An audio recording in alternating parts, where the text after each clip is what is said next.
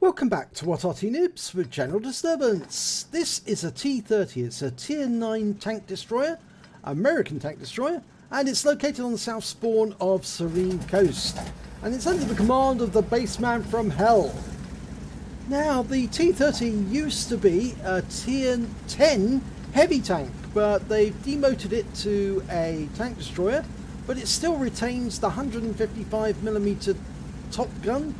155mm gun capable of penetrating and doing awful damage. I believe it's 246mm penetration, or is it 276? I forget, but it's certainly capable of 750 alpha damage. Oh, that's an AMX 1390 in a hurry. Okay, now he's threading his way between the rocks. That's to avoid being shot by the enemy if they happen to be looking out across the water. It's actually based on the chassis of the T29, the T30. It doesn't have the observation ports or the wings, you might say, on the turret, but you can see the familiar shape of the T29. It's that 155mm gun though that does the damage, and it's quite a feared tank destroyer. Okay, spotted a T10 and he's been seen. Trying to get the right angle. Oh! Just took a shot in the rear from that T10. Yeah, ouch. Looks like it went into the engine bay. Didn't set us on fire or do any damage to the engine though. And we've got an M449 for company, the standard version, not the Liberté version. And we've also got a Martian turning up as well. There he is. And trying to get a shot on that Oho. It's a bit difficult when you're too close to the rock. It puts you over at the wrong angle to get a line up. Oh, we almost saw the first prototype there for a sec.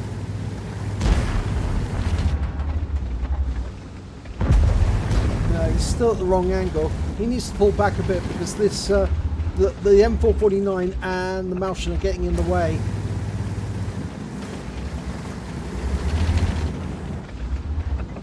Keeps poking his head around the corner to try and get a shot, but yeah, might be a good shot. Oh, took a big shot from the Oho there. He lost. Well, he got 774 hit points on the Oho, but he actually took 330 hit points in return. So he's lost a lot of hit points. He's lost half his hit points already. And Type 4 and Martian are now moving ahead. They've got the hit points to spare, so they can go in and do some damage with the T10s. And I think Baseman's going to hang back and take shots of opportunity. And that's a good shot there. 768 hit points on the Emil. Went straight through his angled turret. We've lost the M449. The good news is the Martian did take out one of the T10s. And it looks like the Type 4 Heavy got the Oho, and our Scorpion G got the other one. We're going for this Emil. Yep, got him. So all of the enemy are now destroyed at this end. We've got 17.33 seconds on the reload. Now he's got a mission to complete, TD mission 11. It's got to cause 3,000 hit points of damage. He's already done 2174, and he's got to finish in the battle as the top player on both teams by damage caused. Well, he's going to have difficulty with that because, of course, the Martian and Heavy are probably going to beat him on those.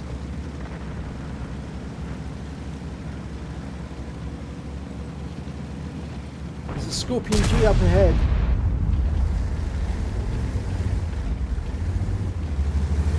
Let's try and get a shot. If the Scorpion pokes his nose out, we can hit him here. And we do! 805 hit points. That's a high roll. You say 750 alpha on this gun. 155mm. It's a tier 10 gun. That's why this tank was so feared when it was a tier 10 heavy. Waiting for the Scorpion to come out again. We can finish him off if we can get a shot on him. But he probably doesn't want to poke his nose out now. Well, if he doesn't come out soon, the Type 4 is going to get him.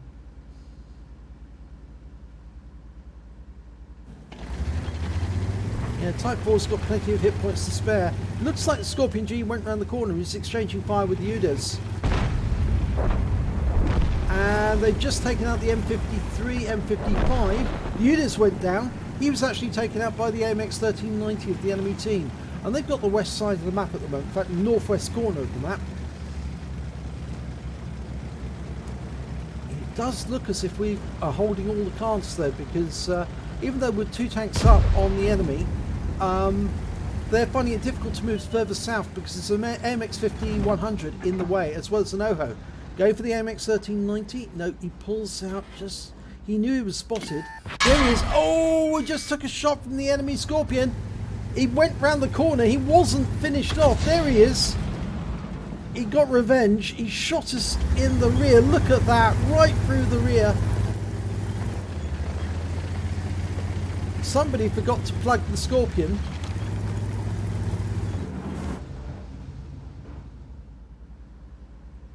There's 3 Scorpions still alive on the enemy team.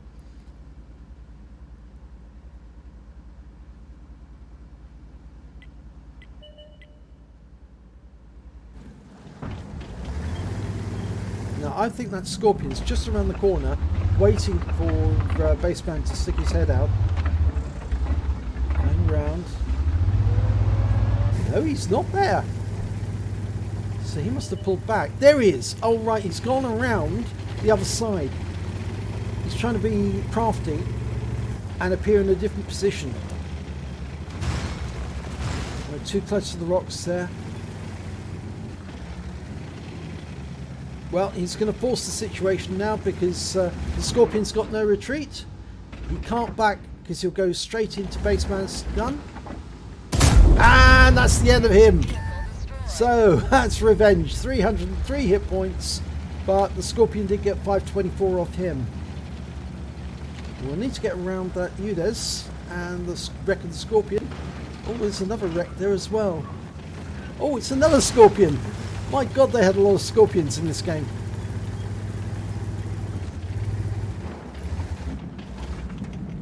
Well, we've certainly got the overwhelming advantage at the moment. It's 7 tanks versus 3.